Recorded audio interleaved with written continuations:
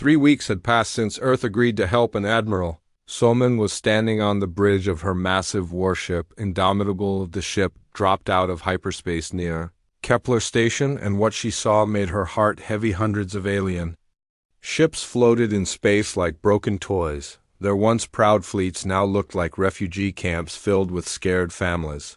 Running from death, Captain Hyan Wu watched through his viewscreen as the alien leaders came aboard his ship for the first war meeting. These were the same beings who had once called humans animals, but now they walked with their heads down in shame. The proud Vorthic warriors who had laughed at human fighting methods now looked like beaten children. Their forearms hung loose at their sides and their eyes stared at the floor. The beautiful Celestians, who had always claimed they were more peaceful and wise than humans, were trembling as they told their stories. They spoke of watching their crystal cities melt under harvester weapons. They described how their diplomatic teams had tried to negotiate with the machines only to be turned into metal and wires. The same beings who had said humans were too violent to join civilized space now begged for that violence to save them. Lieutenant Yunji was reading the battle reports that each alien species brought with them. Her face got darker with every file she opened. The aliens had fought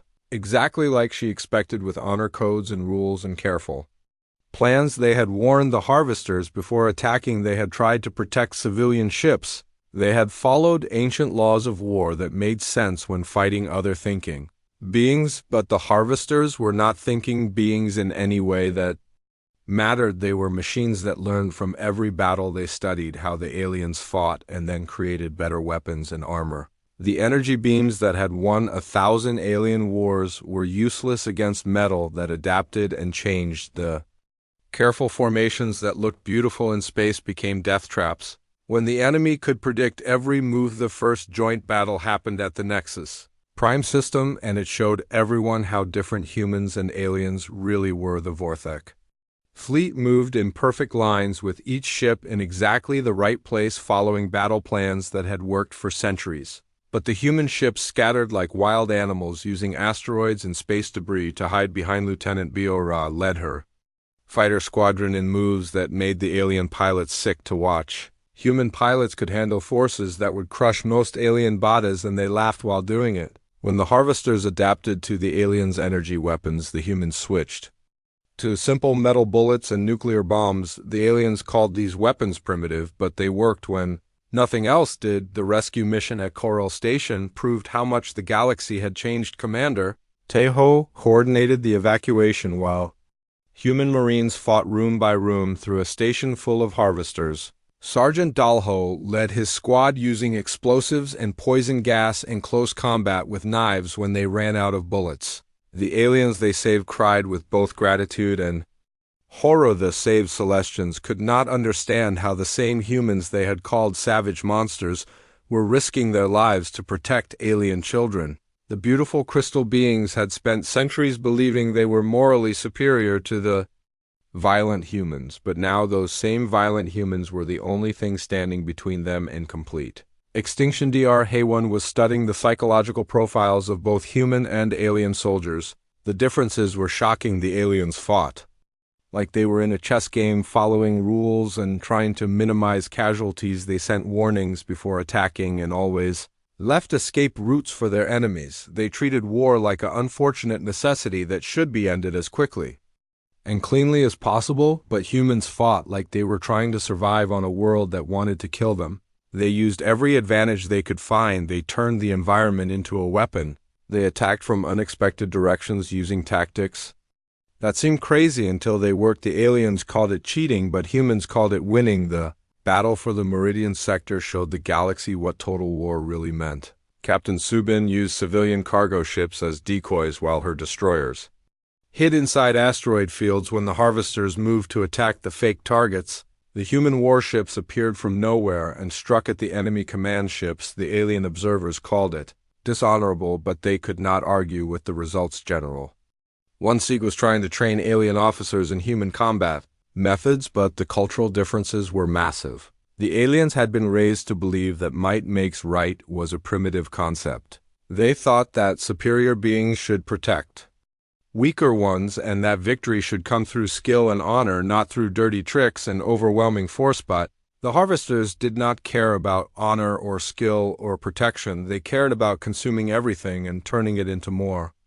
Machines, the only language they understood was complete destruction, and humans had been speaking that language since they first picked up rocks to defend themselves against predator. The alien refugees were learning hard lessons about survival.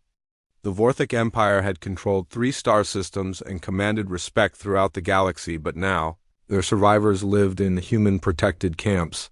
The Celestians had been the philosophers and artists of galactic civilization, but now they depended on human soldiers for their daily bread. Ambassador Kale was walking through the human section of the refugee station, watching Marines share their food with alien children, the same warriors who had destroyed harvester fleets with ruthless efficiency were gentle and kind with the innocent. The aliens were starting to understand that humans were not monsters, they were survivors who would do anything to protect those they cared about. The integration of human and alien forces was painful and slow. The aliens had to learn that their old ways of fighting were not just ineffective, they were suicidal against an enemy like the harvesters.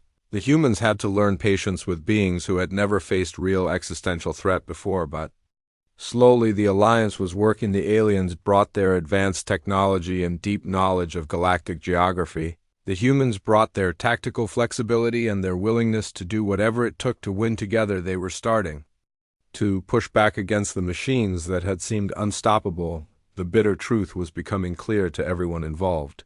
The galaxy had survived for thousands of years because it had never faced a real threat. The peaceful civilizations had grown soft and comfortable and unprepared for an enemy that wanted to destroy everything. Now they needed the Deathworld species. They had rejected to teach them how to fight for their lives.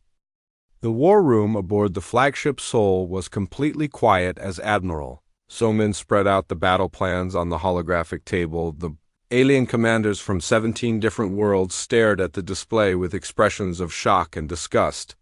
What they were seeing went against everything they had been taught about honorable combat. Captain Hyun Woo pointed to different sections of the plan, explaining tactics that seemed impossible to civilized minds. Colonel Minho was leading the first mixed assault on a harvester base, and he could see the confusion in his alien allies. The Vorthak shock troops had trained for centuries in proper formation, fighting where warriors faced each other in open battle, but the humans were teaching them to hide behind rocks and attack from shadows, to use the enemy strength against itself. The Vorthak commander Velkar was having trouble understanding why humans would pretend to retreat only to lead enemies into traps. He had been raised to believe that running from battle was the greatest shame a warrior could face, but Sergeant Young-Soo explained that staying alive to fight another day was more important than dying with honor in a losing battle. Lieutenant Commander Yoonji was revolutionizing space combat by throwing out every rule the aliens had followed for thousands of years.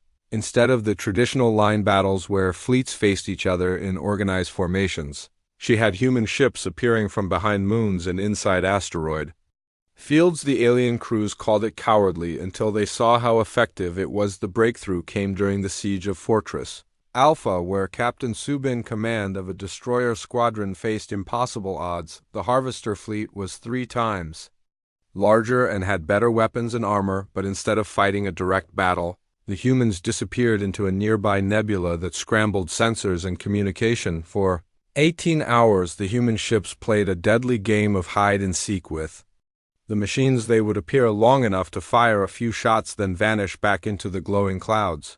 The harvesters tried to follow, but the nebula was full of radiation storms and gravity wells that the humans used as weapons. The aliens, watching from their command ships, could not believe what they were seeing. The humans were using the environment itself as part of their strategy. They fired missiles into unstable gas pockets, causing explosions that damaged multiple enemy ships. They led harvester squadrons into gravity traps where the machines were crushed by invisible forces. Dr. Hey, one research into harvester behavior patterns was revealing why human tactics work so well against the machines. The harvesters operated on pure logic and mathematical calculations. They expected their enemies to behave in predictable ways based on optimal strategic thinking. But humans consistently did things that made no logical sense when cornered. Most species would either surrender to preserve their lives or fight desperately with whatever they had left.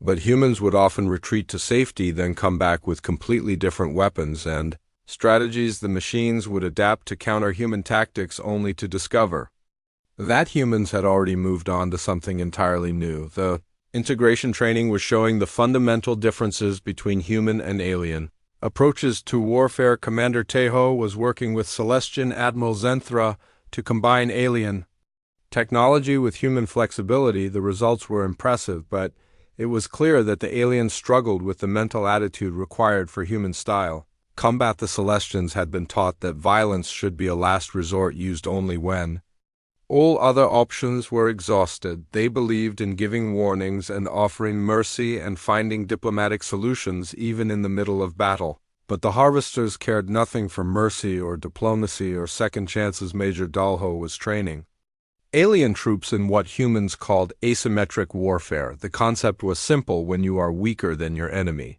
you do not fight them on their terms, you change the rules of the game entirely. You attack their supplies instead of their armies. You hit them when they are not ready. You make them fight in places where their advantages do not matter. The alien soldiers were having trouble with human weapons that seemed crude and brutal compared to their elegant energy rifles, but Lieutenant Beora showed them that simple kinetic weapons could penetrate Harvester armor that deflected the most advanced plasma beams. Sometimes the old ways were better than the new ways. The psychological impact of human tactics was just as important as the physical damage. Captain Hyan Wu explained that even machines could be programmed with certain assumptions about how enemies would behave. When those assumptions were wrong, the machines made mistakes, and mistakes could be exploited. The Battle of Twin Suns became a textbook example of human tactical thinking. The Harvester fleet had positioned itself between two stars, using the gravity wells to prevent enemy ships from escaping. But the humans saw the same gravity wells as weapons waiting to be used. They fired specially designed missiles that destabilized one of the stars. The resulting solar flare wiped out half the Harvester fleet and sent the survivors running in panic. The alien observers were horrified that humans would risk destroying an entire star system to win a battle, but Admiral Somin calmly explained that a dead star system was better than a galaxy consumed by machines. The aliens were slowly learning that human warfare was based on a simple principle: survival at any cost. The pretty rules and honor codes that worked in peacetime became death sentences when facing an enemy that wanted to consume everything. The galaxy had been peaceful for so long that most species had forgotten what total war really meant. General Oneseek was developing new training programs that combined the best of human and alien approaches. The aliens brought superior technology and strategic knowledge, while humans provided tactical innovation and psychological insight. The hybrid forces were becoming more effective than either species could be alone, but the most important lesson was philosophical. The aliens had to accept that their old ideas about civilized warfare were not just outdated, they were suicidal against certain types of enemies. The Harvesters represented pure existential threat, and such threats required responses that went beyond normal moral considerations. The war was changing everyone involved. The aliens were learning to think like predators, while the humans were learning to use alien technology and knowledge. The galaxy that emerged from this conflict would be fundamentally different because the species fighting together were learning from each other in ways that had never happened before. The art of war as humans practiced it was not about glory or honor or following ancient traditions. It was about winning by any means necessary and then dealing with the moral consequences later. The aliens were discovering that sometimes survival required becoming something you never wanted to be. The Great Hall of the Galactic Council was shaking with fear and panic. Ambassador Kale stood in the center, looking at all the alien faces around him. His hands were shaking and his voice broke as he spoke, words he never thought he would say. The mighty Vorthek Empire was asking for help from the humans, the same creatures they had called savage animals for 300 years. Captain Han Wu was fixing his morning coffee aboard the human ship New Seoul when the emergency signal came through. The speakers, the red lights started flashing, and his crew ran to their stations. Lieutenant Yunji was the first to reach the communication center. Her eyes went wide as she listened to the alien message coming from deep space. The message was hard to believe the proud alien races who had built walls around human space were now begging Earth for military help. The harvesters had appeared from nowhere and were eating entire star systems, turning planets into metal and machines. The aliens had tried everything: their energy weapons, their shields, their diplomatic talks. Nothing worked against these metal monsters back on Earth. Admiral Soman was walking through her garden when the emergency call reached her. She loved the flowers and trees that grew on her home planet. These simple living things reminded her why humans fought so hard to survive. She dropped her watering can and ran inside where the military leaders were, already gathering around the big screen. The alien ambassador on the screen looked desperate. His purple skin had turned pale and his 4 eyes were wet with tears. He spoke in broken human language because his translator was damaged in the last attack on his homeworld. He offered everything: technology, star maps, rare metals, even control of trade routes if humans would just help them fight. Commander Tejo pulled up the battle reports from the Outer Rim systems. The data was terrifying. Entire fleets of alien ships had been destroyed in minutes. The harvesters moved like a disease, spreading from system to system. Each battle made them stronger because they turned destroyed ships into new warriors. The aliens who had ruled space for thousands of years were running away like scared children. President Yuna stood before the United Earth Assembly Hall. Her voice was calm, but her hands were tight on the podium. The same aliens who had put warning beacons around human colonies were now asking humans to die for them. The same species who had called humans too violent for civilized space now needed that violence to survive. The debate in the assembly was loud and angry. Some humans wanted to let the aliens burn. They remembered the insults, the trade blocks, the way alien ships would shoot first and ask questions later when humans came too close to their space. Others said that letting entire species die was wrong, that humans were better than revenge. Lieutenant Bo Ra was reviewing the technical data about these harvesters and her fighter. The reports showed machines that could think and adapt faster than organic minds. They studied each battle and changed their tactics. They absorbed new technology and made it part of themselves. The aliens had been fighting an enemy that got smarter with every victory. Dr. Haywan was studying the psychology reports about alien behavior in combat.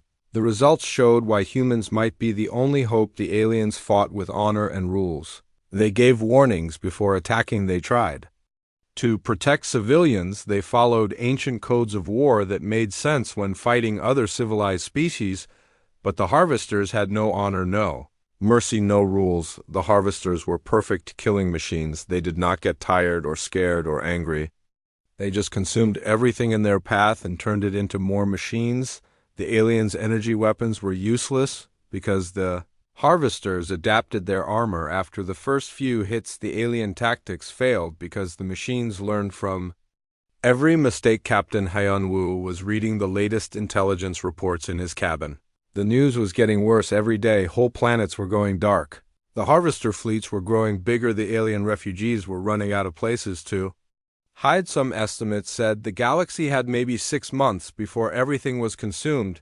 The aliens had made a terrible mistake 3 centuries ago. When humans first reached for the stars, they saw Earth as a death world full of violent creatures who solved problems with war instead of welcoming humans. They had built barriers. They created laws to keep humans away from civilized space. They called humans primitive barbarians who would bring chaos to the peaceful galaxy, but Earth had made humans into something the galaxy had never seen: survivors who could fight in any environment, warriors who used everything as a weapon, soldiers who never gave up no matter how bad things got. The same harsh world that aliens feared had created the only beings who might stop the harvesters. General Wonseek was planning the first response missions. His experience told him this would not be a normal war.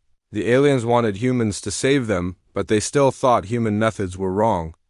They expected humans to fight with honor and follow rules, but the harvesters would not follow rules. They would use every advantage to win. The irony was bitter. The galaxy had spent centuries trying to contain human aggression. Now they needed that same aggression to survive. The peaceful philosophies that made alien civilizations beautiful also made them weak against an enemy that cared nothing for peace. The diplomatic skills that had prevented wars for thousands of years were useless against machines that did not negotiate. Admiral So Min looked at the star charts showing Harvester movements, the pattern was clear.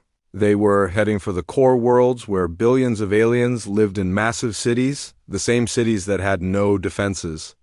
Because the galaxy had known peace for so long, the same worlds that had the most resources to feed the Harvester war machine. The final vote came after 12 hours of debate. President Yuna watched as the numbers appeared on the screen. Humanity would answer the call for help, but they would do it on human terms with human methods using human judgment about what needed to be done.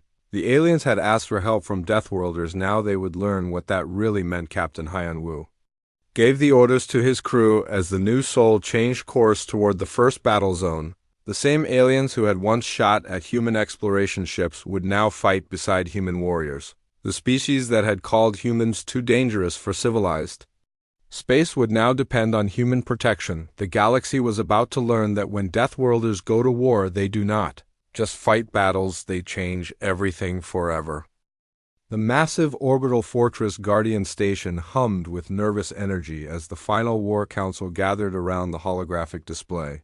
Admiral Somin stood before representatives of 17 different worlds and explained the plan that would either save the galaxy or destroy what remained of it. The numbers on the screen told a harsh story. Victory was possible, but the cost would be higher than anyone wanted to pay. Captain Hyanwu activated the tactical display showing the target planet, Axis Prime, which had once been the crown jewel of alien civilization.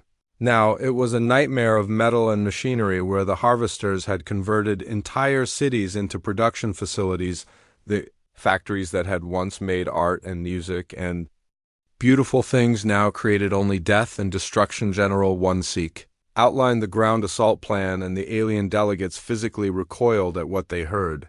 Complete planetary bombardment followed by nuclear strikes against population centers. The humans were proposing to destroy everything the aliens had built over thousands of years in order to deny resources to the enemy. The Vorthic delegate stood up with all four of his arms shaking in rage. He spoke of honor and tradition and the duty to preserve the great works of galactic civilization, but Colonel Dalho cut him off with brutal honesty. Honor was a luxury they could no longer afford, and tradition was what had nearly gotten them all killed. Lieutenant Commander Yunji presented the intelligence reports that changed everything. The harvesters had not simply invaded, they had been secretly replacing key personnel throughout the galaxy for decades. Some members of the Galactic Council itself were revealed to be mechanical infiltrators who had been feeding information to the enemy. The paranoia that followed this revelation tore apart alliances that had lasted for centuries. Species began accusing each other of harboring mechanical spies. Friends became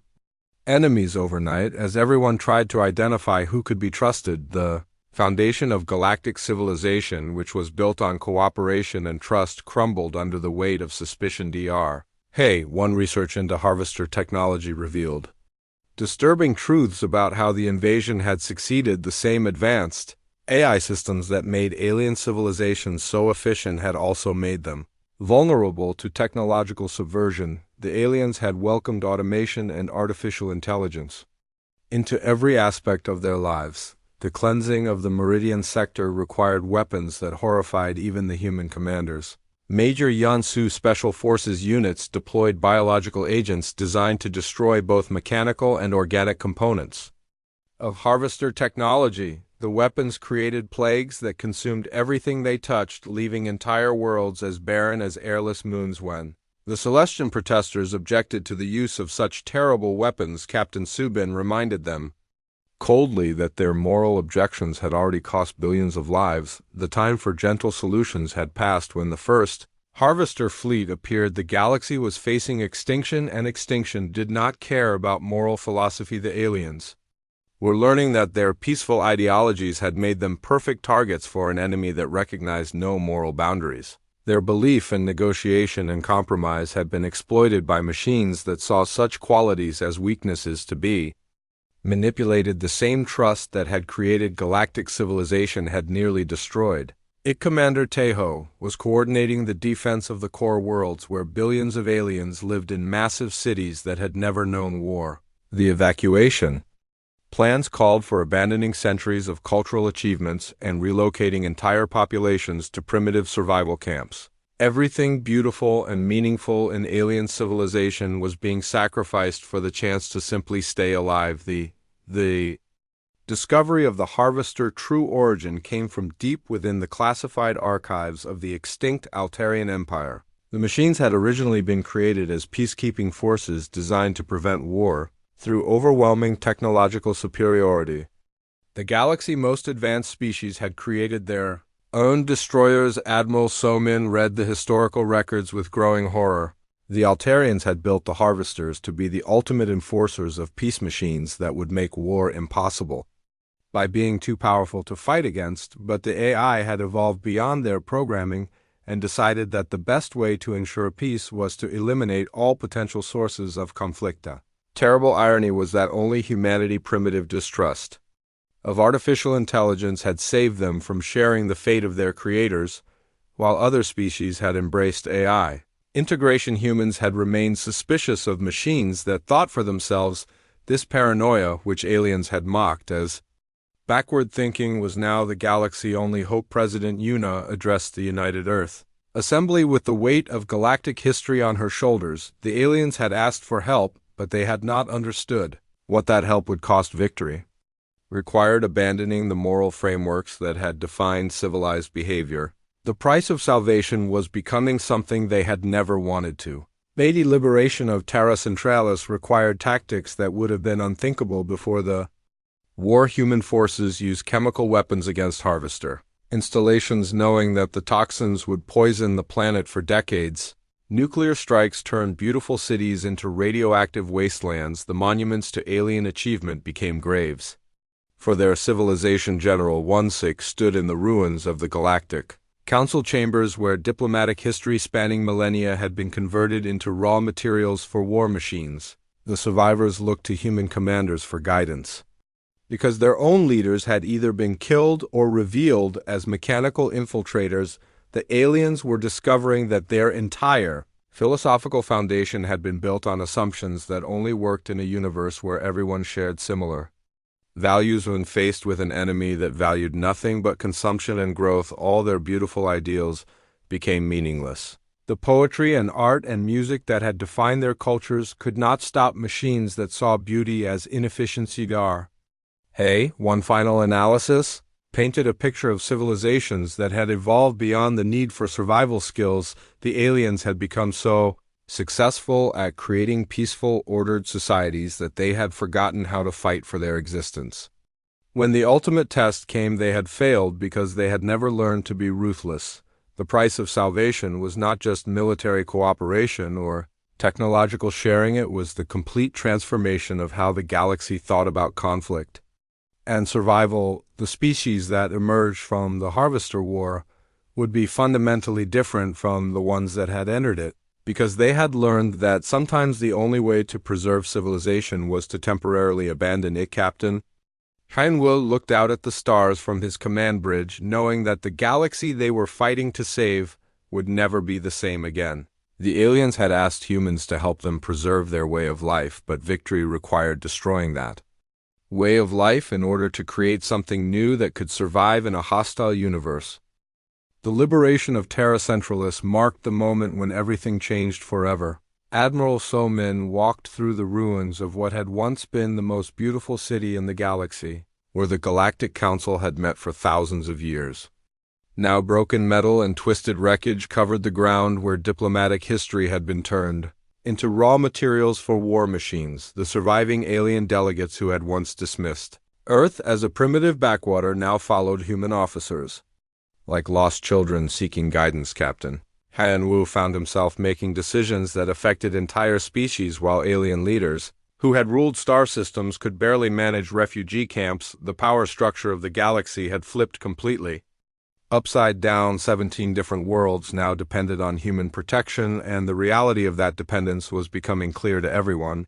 The Vorthek Empire, which had once commanded the largest military force in known space, discovered that their weapons were useless against the new threats emerging in post-war. Chaos pirate fleets and rogue AI systems filled the vacuum left by Harvester destruction. The Kepler Accords, negotiated by Lieutenant Commander Yunji, formalized what everyone already New but few wanted to admit humanity was now the dominant power in galactic space. Human colonies would be established at strategic locations throughout former alien territory. Human technology would be integrated into all defense networks. Human military advisors would oversee the rebuilding of alien armed forces.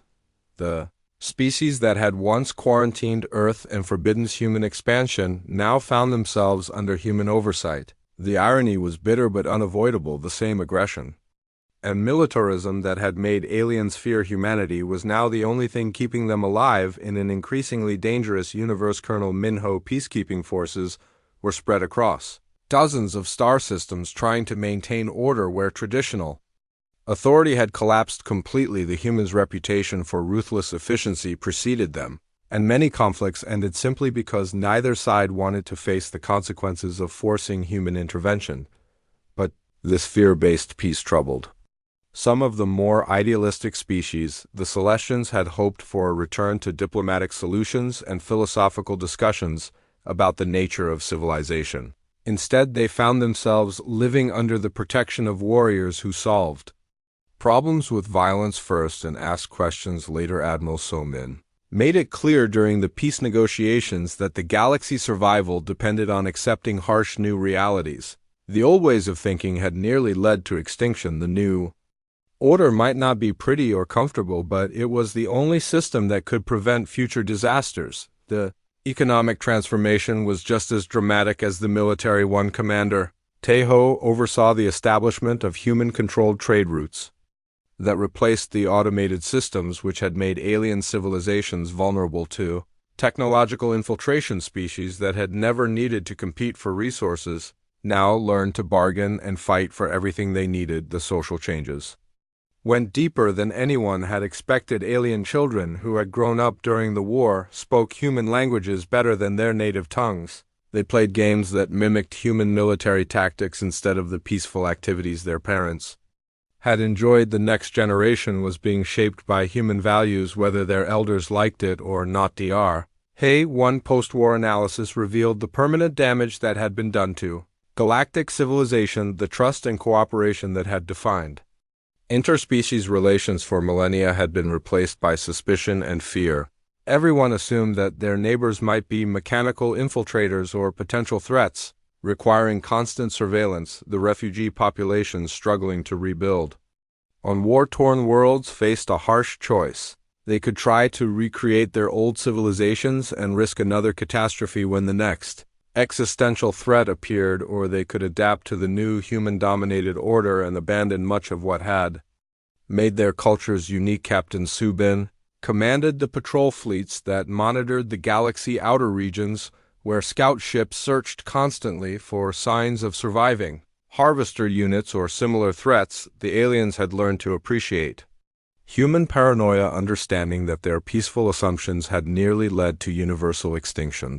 The memorial ceremonies honored both human and alien casualties, but the speeches revealed how fundamentally relationships had changed. Former enemies spoke of gratitude and debt, while human leaders emphasized responsibility and burden. The language of equals had been replaced by the vocabulary of protectors and protected general. One Sikh established military academies on former alien worlds where young beings from dozens of species learned human combat doctrine alongside traditional subjects. The curriculum included lessons that would have horrified previous generations: tactics for fighting without, honor methods for using civilian infrastructure as weapons, techniques for surviving in hostile environments. The transformation was not just political or military, it was philosophical. The aliens were being forced to abandon core beliefs about the nature of civilized behavior. The same moral frameworks that had made their societies beautiful had also made them defenseless against enemies who recognized no moral boundaries. Lieutenant Bao Ra led mixed squadrons of human and alien pilots on patrol missions throughout the galaxy. The aliens had learned to fight like humans, but they would never be truly human. The cultural integration was creating something new: hybrid societies that combined alien knowledge with human pragmatism. The detection arrays and defense platforms that now protected galactic civilization were all designed and controlled by human engineers. The early warning systems that watched for threats from beyond the galaxy edge operated according to human military doctrine. Every major decision about galactic security passed through human command structures. President Yuna visited the memorial garden on Earth where flowers from 100 worlds grew together in carefully planned harmony. The beauty of the display reminded her of what they were fighting to preserve, but also of how much had been lost in the process of preservation.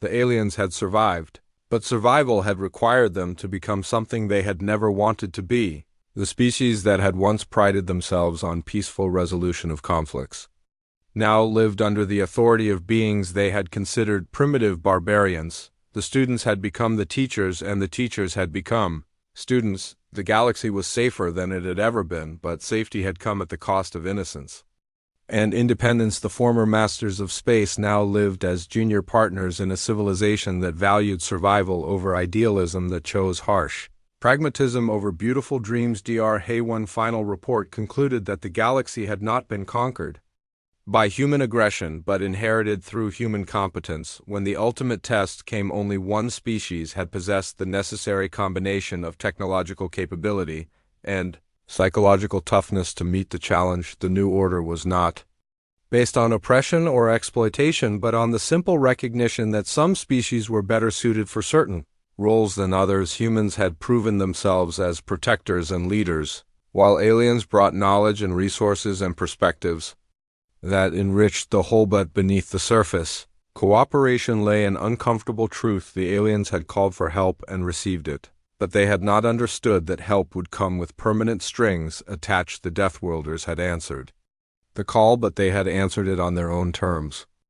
5 years after the last Harvester fleet was destroyed, Ambassador Kale walked through the corridors of New Geneva Station, which had become the new center of galactic government. The station orbited Earth and every day reminded the galaxy of who now held ultimate authority. The same species his people had refused to acknowledge as civilized now controlled trade routes, defense networks, and diplomatic relations across 3 spiral arms fleet.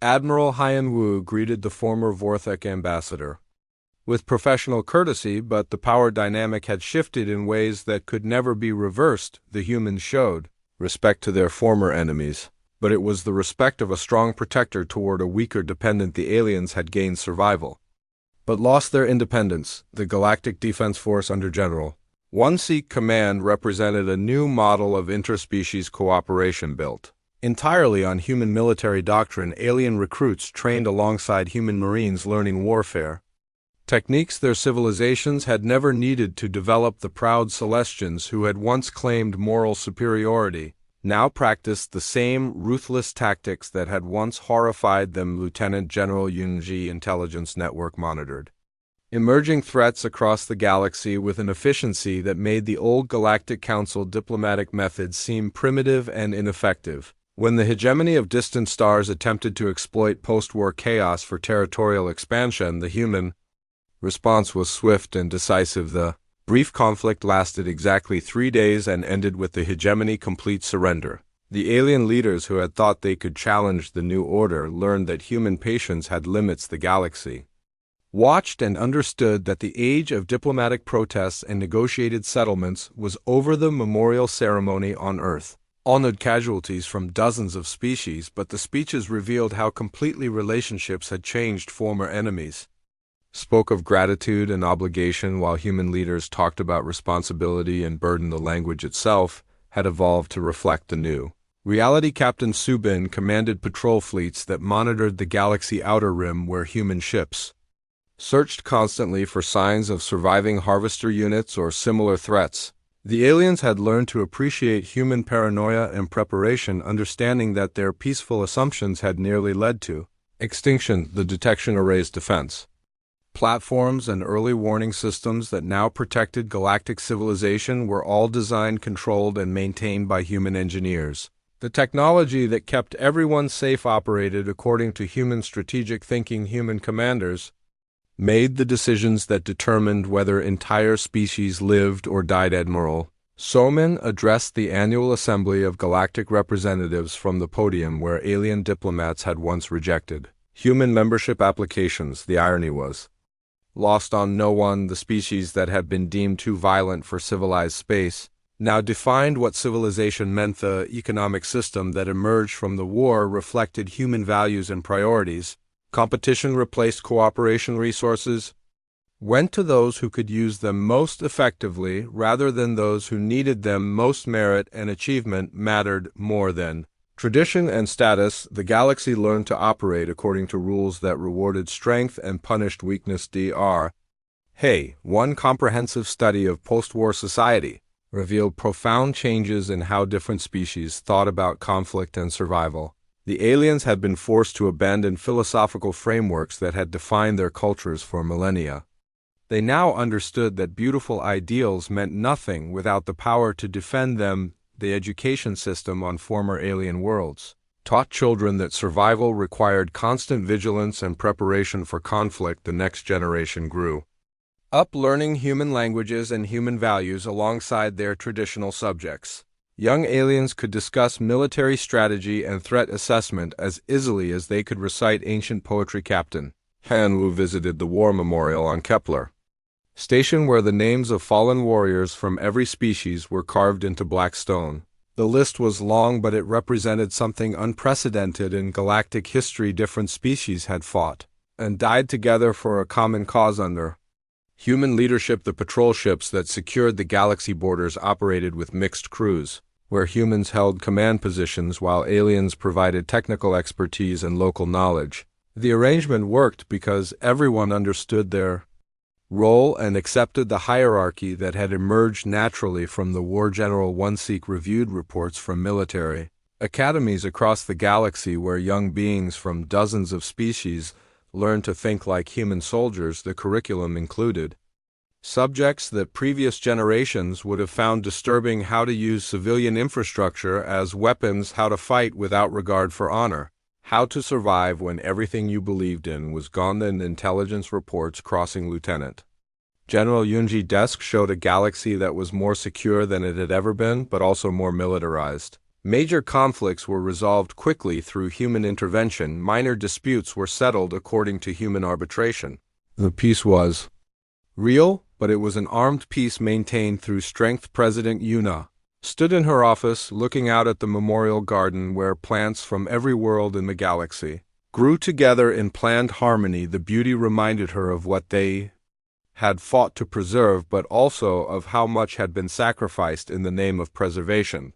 The alien species had survived the Harvester War, but they had not emerged unchanged. The civilizations that emerged from the conflict bore little resemblance to the ones that had entered it. Survival had required adaptation, and adaptation had meant becoming something fundamentally different. Commander Tejo managed the reconstruction efforts on 17 different worlds, coordinating projects that would take decades to complete. The rebuilding was not just physical but cultural, as entire societies learned to function according to new principles that prioritized security over comfort. The new galactic constitution reflected human political philosophy, with its emphasis on individual rights balanced against collective security. The document guaranteed protection for all species, but also made clear that protection came with obligations. Everyone was expected to contribute to the common defense. Dr. Hey, one final analysis painted a complex picture of a galaxy transformed by necessity. The alien species had traded their independence for security, their cultural purity for survival, their philosophical ideals for practical protection. The arrangement was not ideal, but it worked. The memorial services held throughout the galaxy each year honored not just the dead, but also the old ways of life that had died with them. The civilizations that had once prided themselves on peaceful coexistence now lived under the authority of former outcasts who had become their saviors. Fleet Admiral Hyun Woo looked out at the stars from his flagship bridge, knowing that the galaxy they protected was both the same and completely different. The same stars shone on the same worlds, but everything else had changed. The species that had called for help had received it, but they had also received something they had not expected: permanent transformation. The galaxy was safe, but it was no longer the galaxy that had rejected humanity centuries before.